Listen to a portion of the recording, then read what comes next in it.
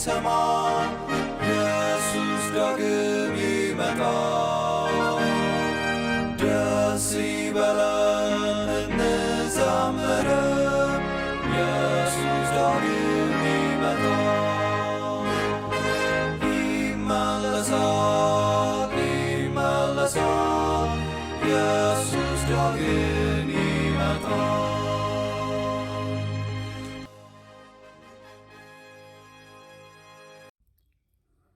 በእግዚአብሔር የተወደዳችሁ የጌታ ልጆች እንደምን ቆያችሁ?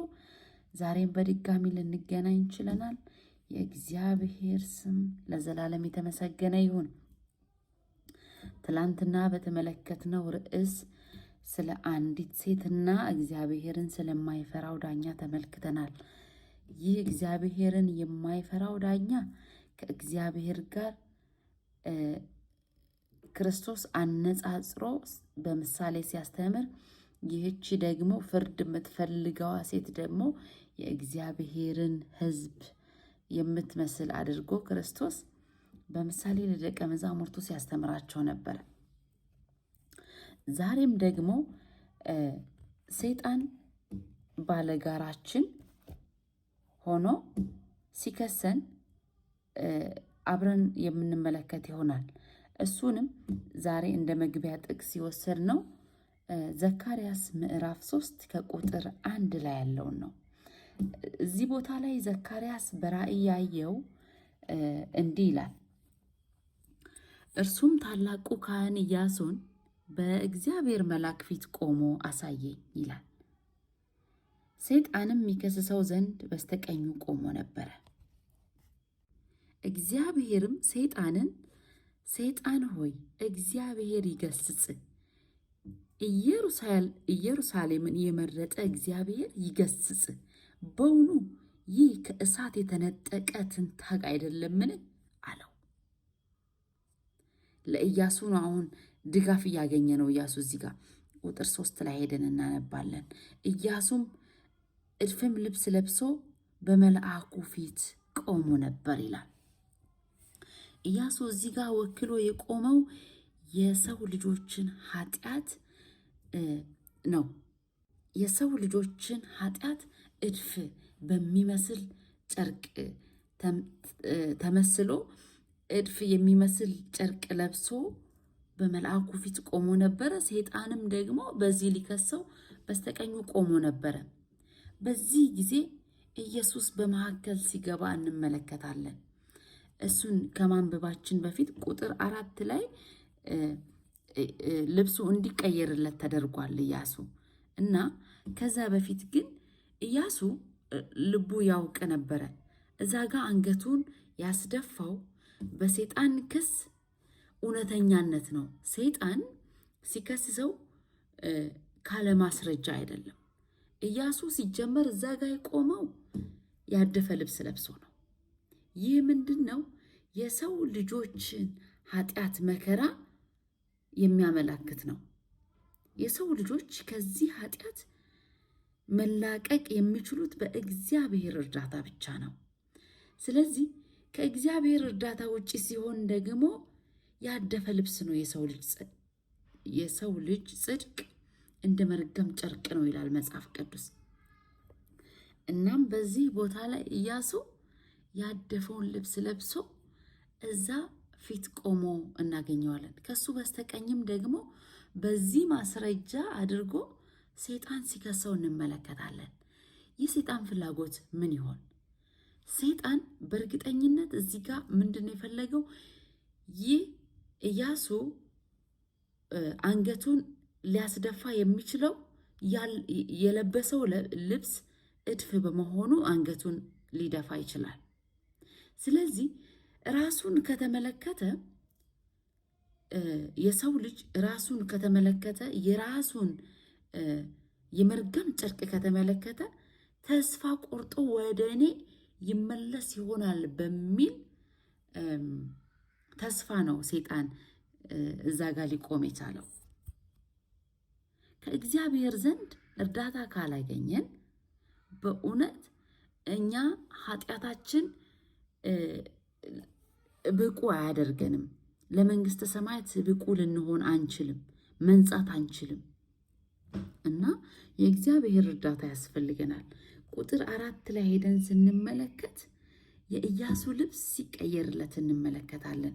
ቁጥር 4 አብረን እናንብብ። እርሱም መልሶ በፊቱ የቆሙትን እድፋሙን ልብስ ከእርሱ ላይ አውልቁ አላቸው። የእግዚአብሔር ስም ይባረክ። እድፋሙን ልብስ ከእርሱ ላይ አውልቁ አላቸው።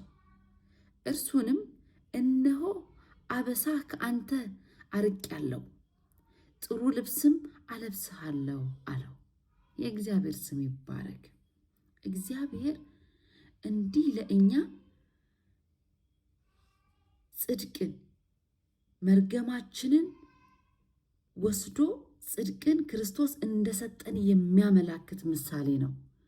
መርገማችንን አውልቆ የራሱን ጽድቅ ለእኛ እንደሰጠን ክርስቶስ። እኛ የሰው ልጆች የሰይጣንን ክስ በራሳችን መመለስ አንችልም። ለምን ሲባል ራሳችንን ስናይ ተስፋ እንቆርጣለን። ራሳችንን ስናይ የመርገም ጨርቅ ነው እኛ የለበስ ነው። የእኛ ጽድቅ የመርገም ጨርቅ ነው። ያደፈ ልብስ ኢያሱ ለብሶ እዛ ፊት ቆሞ የታየው የእኛን ስራ የእኛን ምሳሌ ነው የሚወክለውና የሰይጣንን ክስ በራሳችን መመለስ አንችልም። ራሳችንን ስንመለከት እንደወደቅን እናያለን። ራሳችንን ስንመለከት ድክመታችንን እናያለን። ስህተቶቻችን እንመለከታለን። ስለዚህ አቤቱታችንን ወዴት ነው ማቅረብ ያለብን? ወደ እግዚአብሔር ነው። እኛ ብቁ ስላልሆነን የኢየሱስን ብቁነትን እንማጸናለን። የኢየሱስን ብቁነት እንማጸናለን ማለት ነው። እግዚአብሔር በራሱ ጻድቅ ነው፣ በኢየሱስ የሚያምኑትንም ያጸድቃቸዋል። በዚህ ተስፋ ወደ እርሱ እንመለከታለን። እግዚአብሔርም ሰይጣንን አንተ ሰይጣን እግዚአብሔር ይገስጽህ፣ ኢየሩሳሌምን የመረጠ እግዚአብሔር ይገስጽህ፣ ይህ ሰው ከእሳት የተነጠቀ ትንታግ አይደለምን አለው ነው የሚለው እና ሰይጣን እግዚአብሔርን ልጆች የማጠልሸትና ማጥፋት ሲፈልግ ክርስቶስ በመሃል ይገባል ማለት ነው። ይህ ማለት እንደዚህ ነው። ሰይጣን የእግዚአብሔርን ልጆች ማጠልሸት ሲፈልግ ኢየሱስ በመሃል ይገባል፣ ክርስቶስ በመሃል ይገባል። ምንም እንኳን ኃጢአትን የሰሩ ቢሆኑ ክርስቶስ ግን በነፍሱ የኃጢአታቸውን ቅጣት በመውሰድ ከእሳት ውስጥ ተነጥቆ እንደሚወጣ ትንታግ የሰው ልጅ ነጥቆ አውጥቶታል። የሰው ልጅ በኃጢአት የወደቀ ቢሆንም ኢየሱስ ግን ከእሳት ነጥቆ አውጥቶታል። የተከሰስነው በምን እንደሆነ ልብ በሉ። በራሳችን ስራ ነው የተከሰስነው። በራሳችን ጽድቅ ነው የተከሰስነው። በራሳችን መውደቅ፣ በራሳችን ድክመት ነው የተከሰስነው።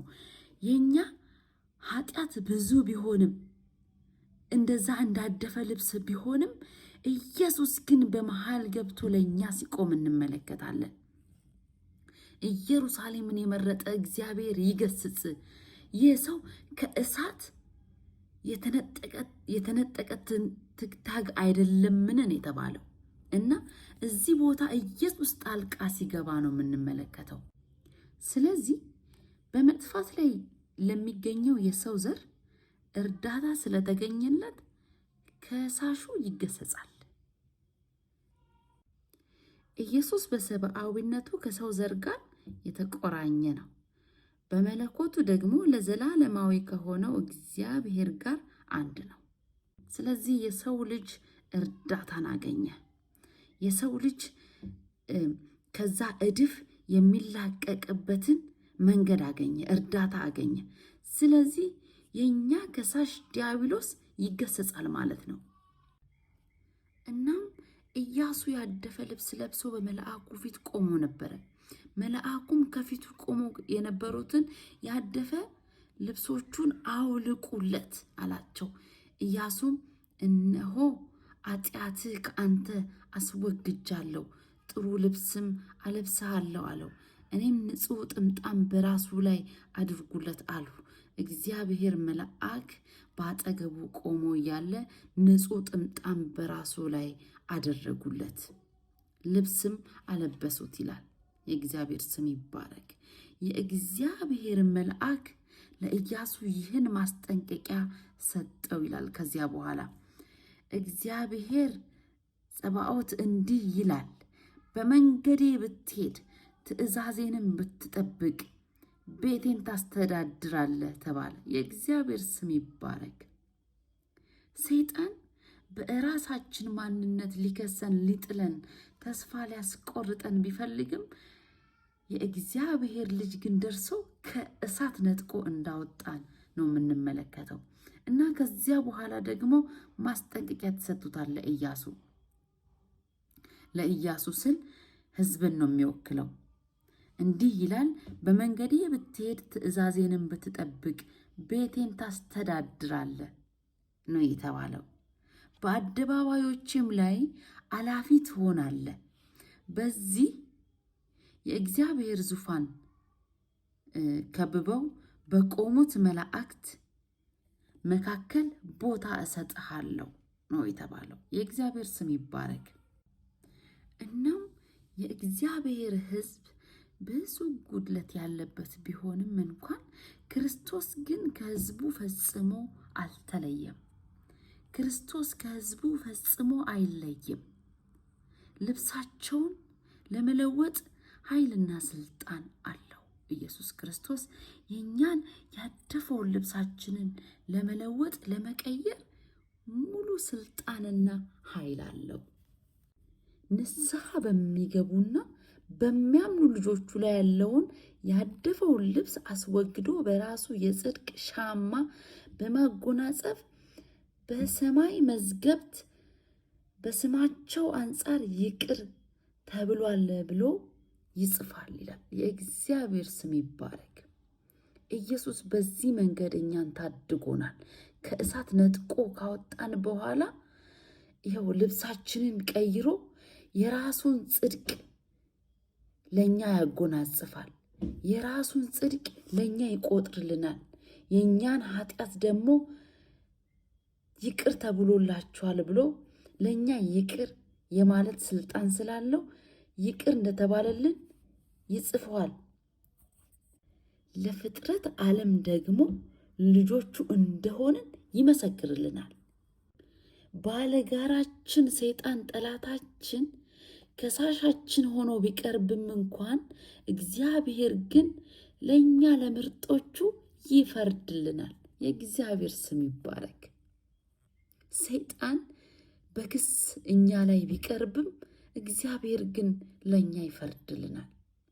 ባለጋራችን ሰይጣን በራሳችን ማንነት፣ በራሳችን ውድቀት፣ በራሳችን ጉድለት የተነሳ ቢከሰንም የእግዚአብሔር ልጅ ኢየሱስ ግን ጣልቃ ገብቶ በእንደዚህ አይነት መንገድ ይታደገናል።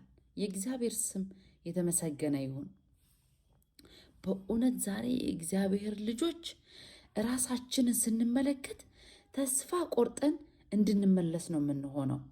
ግን የኢየሱስን ጽድቅ በመመልከት ወደፊት መሄድ እንችላለን። እዚህ ጋር ኢያሱ ባደፈ ልብስ ሲቀርብ በእግዚአብሔር ፊት እኛን ነው የሚወክለው። ሰይጣን ደግሞ በእኛነታችን ሊከሰን ነው የሚመጣው። ውድቀትህን ተመልከት። አንተ ለእግዚአብሔር መንግስት በቂ አይደለም፣ አንቺ ለእግዚአብሔር መንግስት በቂ አይደለሽም፣ ብዙ ጉድለት አለብሽ በማለት በብዙ መንገድ ከሳሻችን ሰይጣን በራሳችን ማንነት ይከሰናል። እኛ ግን ሰማይን የምንወርሰው በእኛ ማንነት ሳይሆን በክርስቶስ ጽድቅ ነው። ይህ ተስፋ እስከ ዘላለም ነው የሚሄደው እና በዚህ ተስፋ መጽናናት እንድንችል በእውነት ራሳችንን ማየት ሳይሆን የክርስቶስን ጽድቅ ከፊት እያየን ወደፊት መሄድ እንዳለብን ዛሬ ተምረናል ማለት ነው። ይህ ብቻ አይደለም። ከዚህ ቀደም ደቀ መዛሙርት በምድር ላይ ሳሉ ከሰይጣን ወኪሎች ክስ ሲቀርብባቸው ነበረ። ክርስቶስ ላይ ራሱ ከሰይጣን ወኪሎች ክስ ሲቀርብበት ነበረ። ለነዚህ ሁሉ ግን እግዚአብሔር መፍትሄ ይሰጣል፣ ፍርድ ይሰጣል።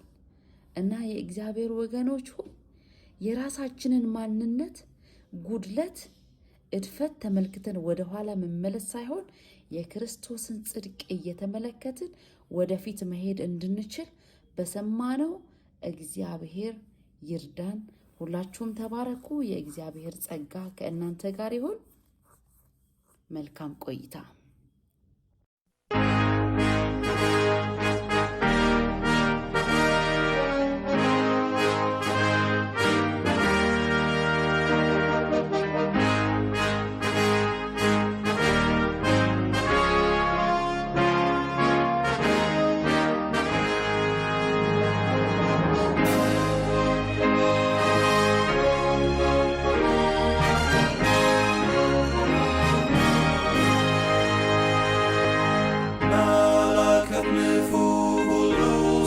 ሰማ ኢየሱስ ዳግም ይመጣል።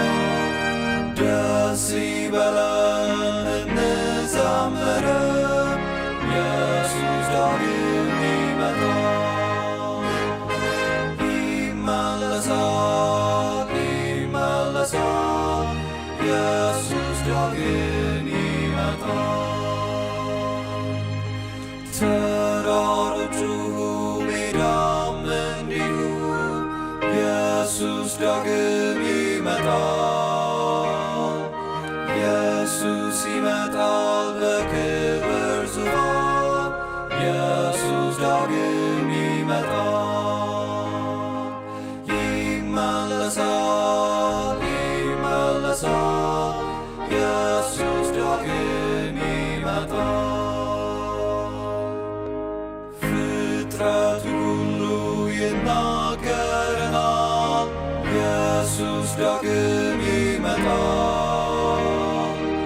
እስከ ባህር ዳር ሁሉ ያየዋል፣ ኢየሱስ ዳግም ይመጣል።